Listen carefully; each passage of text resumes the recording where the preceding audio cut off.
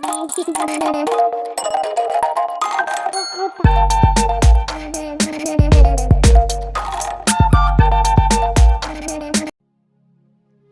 ಊರಿನಲ್ಲಿ ರಾಮಯ್ಯನೆಂಬ ಹಪ್ಪಳ ವ್ಯಾಪಾರಿಯು ಹೆಂಡತಿ ಮಕ್ಕಳೊಡನೆ ವಾಸವಾಗಿದ್ದನು.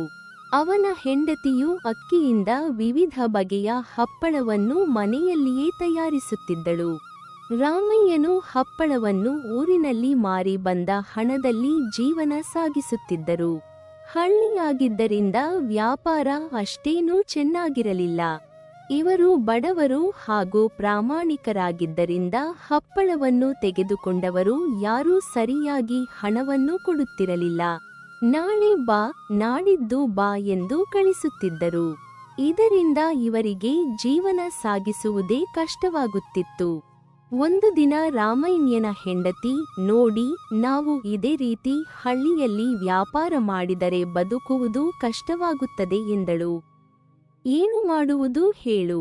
ಹಪ್ಪಳ ಕೊಂಡವರು ಯಾರೂ ಸರಿಯಾಗಿ ಹಣವನ್ನು ಕೊಡುತ್ತಿಲ್ಲ. ಇದರಿಂದ ಹಪ್ಪಳಕ್ಕೆ ಬೇಕಾದ ಸಾಮಗ್ರಿಗಳನ್ನು ತರಲು ಹಣ ಸಾಕಾಗುತ್ತಿಲ್ಲ ಎಂದನು ರಾಮಯ್ಯ. ಸ್ವಲ್ಪ ಹೊತ್ತು ಯೋಚಿಸಿದ ರಾಮಯ್ಯನ ಹೆಂಡತಿಯು, ನೀವು ಯಾಕೆ ಹಪ್ಪಳವನ್ನು ಪೇಟೆಗೆ ತೆಗೆದುಕೊಂಡು ಹೋಗಿ ಮಾರಬಾರದು? ಪೇಟೆಯಲ್ಲಿ ಜನಸಂಖ್ಯೆ ಜಾಸ್ತಿ ಇರೋದ್ರಿಂದ ವ್ಯಾಪಾರವು ಚೆನ್ನಾಗಿಯೇ ಆಗುತ್ತದೆ. ಪೇಟೆ ಜನರು ಸರಿಯಾಗಿ ಟೈಮಿಗೆ ಹಣವನ್ನು ಕೊಡುತ್ತಾರೆ ಎಂದಳು. ಹೆಂಡತಿಯ ಮಾತು ರಾಮಯ್ಯನಿಗೆ ನಿಜವೆನಿಸಿತು. ನೀನು ಹೇಳುವುದು ಸರಿ. ಈ ಹಳ್ಳಿಯಲ್ಲಿ ಬಿಸಿಲಿನಲ್ಲಿ ಬೀದಿ ಬೀದಿ ಸುತ್ತಾಡಿ ವ್ಯಾಪಾರ ಮಾಡೋದಕ್ಕಿಂತ ಪೇಟೆಯಲ್ಲಿ ವ್ಯಾಪಾರ ಮಾಡುವುದೇ ಒಳ್ಳೆಯದು. ನಾಳೆನೇ ಪೇಟೆಗೆ ಹೋಗುತ್ತೇನೆ. ಅದಕ್ಕೆ ಬೇಕಾದಷ್ಟು ಹಪ್ಪಳವನ್ನು ತಯಾರಿಸಿಕೊಳ್ಳೋಣ ಎಂದು ಇಬ್ಬರು ಸೇರಿ ಹಪ್ಪಳವನ್ನು ತಯಾರಿಸಿದರು. ಮರುದಿನ ಬೆಳಿಗ್ಗೆ ರಾಮಯ್ಯನು ಹಪ್ಪಳದ ಬುಟ್ಟಿಯನ್ನು ಹೊತ್ತುಕೊಂಡು ಪೇಟೆಯತ್ತ ಹೊರಟನು. ಪೇಟೆಗೆ ಹೋಗಲು ಒಂದು ದೊಡ್ಡ ಕಾಡಿನ ದಾರಿಯಲ್ಲಿ ಸಾಗಬೇಕಿತ್ತು. ಮಧ್ಯಾಹ್ನದ ಹೊತ್ತಿಗೆ ಪೇಟೆ ತಲುಪಿದ ರಾಮಯ್ಯನು ಒಂದು ಕಡೆ ಕೂತು ಹಪ್ಪಳವನ್ನು ಮಾರಲು ಶುರು ಮಾಡಿದನು. ವ್ಯಾಪಾರ ಆಗುತ್ತೋ ಇಲ್ವೋ ಅನ್ನೋ ಭಯದಿಂದ ಸ್ವಲ್ಪ ಹಪ್ಪಳವನ್ನು ತಂದಿದ್ದನು. ನೋಡುತ್ತಿದ್ದಂತೆ ತಂದಿದ್ದ ಹಪ್ಪಳವೆಲ್ಲ ಮಾರಾಟವಾಯಿತು. ರಾಮಯ್ಯನು ತುಂಬಾ ಸಂತೋಷದಿಂದ ಮನೆಗೆ ಹಿಂತಿರುಗಿದನು. ವಿಷಯ ತಿಳಿದ ಅವನ ಹೆಂಡತಿಗೂ ಸಂತೋಷವಾಯಿತು. ನಾಳೆ ಇನ್ನೂ ಹೆಚ್ಚು ಹಪ್ಪಳವನ್ನು ತೆಗೆದುಕೊಂಡು ಹೋಗಬೇಕೆಂದುಕೊಂಡರು. ಮರುದಿನ ಹೆಚ್ಚು ಹಪ್ಪಳವನ್ನು ಮಾರಾಟ ಮಾಡಲು ತಂದಿದ್ದನು. ವ್ಯಾಪಾರವೇನೋ ಚೆನ್ನಾಗಿಯೇ ಆಯಿತು. ಆದರೆ ಕಾಡಿನ ಮಧ್ಯ ಹೋಗಬೇಕಾಗಿರುವುದರಿಂದ ರಾತ್ರಿಯಾಗುವ ಮೊದಲೇ ಊರು ಸೇರಬೇಕಿತ್ತು. ಅಗತ್ಯಕ್ಕಿಂತ ಹೆಚ್ಚು ಹಪ್ಪಳ ತಂದಿದ್ದರಿಂದ ಪೂರ್ತಿ ಹಪ್ಪಳ ಮಾರಾಟವಾಗಲಿಲ್ಲ. ಸಂಜೆಯಾಗುತ್ತಿದ್ದಂತೆ ಉಳಿದ ಸ್ವಲ್ಪ ಹಪ್ಪಳವನ್ನು ತೆಗೆದುಕೊಂಡು ಊರಿನತ್ತ ಹೊರಟನು. ಆದರೆ ಕಾಡಿನ ಮಧ್ಯ ಬರುತ್ತಿದ್ದಂತೆ ಕತ್ತಲಾಗತೊಡಗಿತು. ರಾಮಯ್ಯನು ಬೇಗ ಹೆಜ್ಜೆ ಹಾಕುತ್ತಾ ಹೊರಟನು.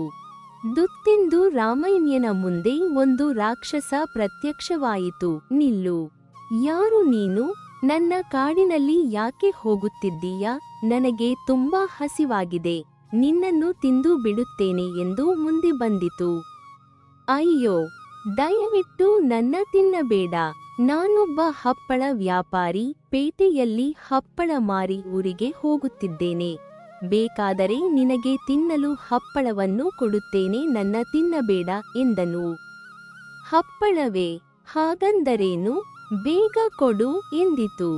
ರಾಮಯ್ಯನು ಬುಟ್ಟಿಯಿಂದ ಹಪ್ಪಳಗಳನ್ನು ರಾಕ್ಷಸನಿಗೆ ಕೊಟ್ಟನು. ಬರೀ ಹಸಿಮಾಂಸವನ್ನು ತಿನ್ನುತ್ತಿದ್ದ ರಾಕ್ಷಸನಿಗೆ ರಾಮಯ್ಯ ಕೊಟ್ಟ ಮಸಾಲೆ ಹಪ್ಪಳ ತುಂಬಾ ಹಿಡಿಸಿತು. ಪೂರ್ತಿ ಹಪ್ಪಳವನ್ನು ತಿಂದು ಅಲ್ಲಿಂದ ಮಾಯವಾಯಿತು. ರಾಮಯ್ಯನಿಗೆ ಹೋದ ಜೀವ ಬಂದಂತಾಯಿತು. ಬೇಗನೆ ಮನೆ ಸೇರಿದನು.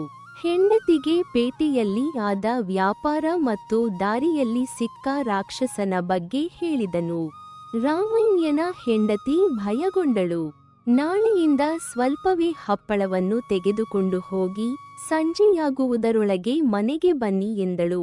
ಅವಳ ಮಾತು ರಾಮಯ್ಯನಿಗೆ ಸರಿಯೆನಿಸಿತು. ಮರುದಿನ ರಾಮಯ್ಯನು ಸ್ವಲ್ಪ ಮಾತ್ರ ಹಪ್ಪಳವನ್ನು ಪೇಟೆಗೆ ತೆಗೆದುಕೊಂಡು ಹೋದನು. ಜನ ಜಾಸ್ತಿ ಇದ್ದುದರಿಂದ ವ್ಯಾಪಾರ ಚೆನ್ನಾಗಿ ಆಯಿತು. ಆದರೆ ಹಪ್ಪಳ ಸ್ವಲ್ಪವೇ ತಂದಿದ್ದರಿಂದ ಎಲ್ಲ ಹಪ್ಪಳಗಳು ಬೇಗನೆ ಮುಗಿದವು. ರಾಮಯ್ಯನು ಮಧ್ಯಾಹ್ನವೇ ಮನೆಗೆ ಹಿಂತಿರುಗಿದನು. ಕಾಡಿನ ಮಧ್ಯ ದಾರಿಯಲ್ಲಿ ಬರುತ್ತಿದ್ದನು. ಆದರೆ ಹಪ್ಪಳದ ರುಚಿ ಕಂಡಿದ್ದ ರಾಕ್ಷಸ ತಟ್ಟನೆ ಪ್ರತ್ಯಕ್ಷವಾಯಿತು. ನಿಲ್ಲು, ಮೊದಲು ನನಗೆ ಹಪ್ಪಳ ಕೊಡು, ನಂತರ ನಿನಗೆ ಹೋಗಲು ಬಿಡುತ್ತೇನೆ, ಇಲ್ಲವಾದರೆ ನಿನ್ನನ್ನೇ ತಿನ್ನುತ್ತೇನೆ ಎಂದಿತು. ರಾಮಯ್ಯನಿಗೆ ಪ್ರಾಣವೇ ಬಾಯಿಗೆ ಬಂದಂತಾಯಿತು. ನಿನ್ನೆಯಾದರೆ ಹಪ್ಪಳ ಉಳಿದಿತ್ತು ಕೊಟ್ಟಿದ್ದೆ, ಆದರೆ ಇಂದು ಹಪ್ಪಳ ಇಲ್ಲ, ಏನು ಕೊಡಲಿ ಎಂದನು. ಅದೆಲ್ಲ ನನಗೆ ಗೊತ್ತಿಲ್ಲ. ಹಪ್ಪಳ ಇಲ್ಲದಿದ್ದರೆ ಅದನ್ನು ತಯಾರು ಮಾಡಿಕೊಡು, ಇಲ್ಲದಿದ್ದರೆ ನಿನ್ನನ್ನೇ ತಿನ್ನುತ್ತೇನೆ ಎಂದು ಮುಂದೆ ಬಂದಿತು. ಹಾಗೆ ತಯಾರಿಸಲು ಸಾಧ್ಯವಿಲ್ಲ, ಅದಕ್ಕೆ ಕೆಲವು ಸಾಮಗ್ರಿಗಳು ಬೇಕು, ಅದು ಇಲ್ಲಿ ಇಲ್ಲ ಎಂದನು. ಸಾಮಗ್ರಿಗಳೇ? ಏನು ಬೇಕು ಕೇಳು, ಈಗಲೇ ಕೊಡುತ್ತೇನೆ, ನೀನು ಹಪ್ಪಳವನ್ನು ಮಾಡಿ ಕೊಡಲೇಬೇಕು ಎಂದಿತು. ಇದರಿಂದ ಹೇಗೆ ಪಾರಾಗಲಿ ಎಂದು ಯೋಚಿಸಿದ ರಾಮಯ್ಯನಿಗೆ ಒಂದು ಉಪಾಯ ಹೊಳೆಯಿತು.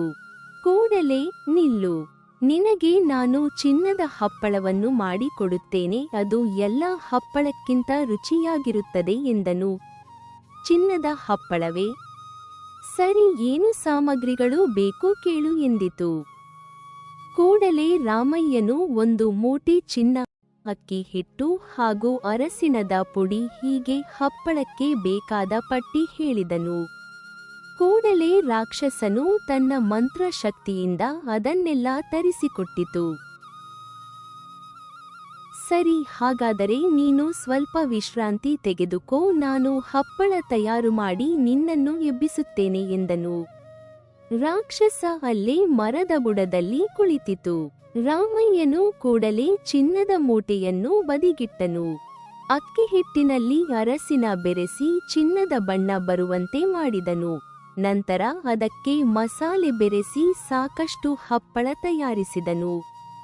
ನಂತರ ಹಪ್ಪಳವನ್ನೆಲ್ಲ ಬುಟ್ಟಿಯಲ್ಲಿ ಹಾಕಿ ರಾಕ್ಷಸವನ್ನು ಎಬ್ಬಿಸಿ ಅದರ ಮುಂದಿಟ್ಟನು.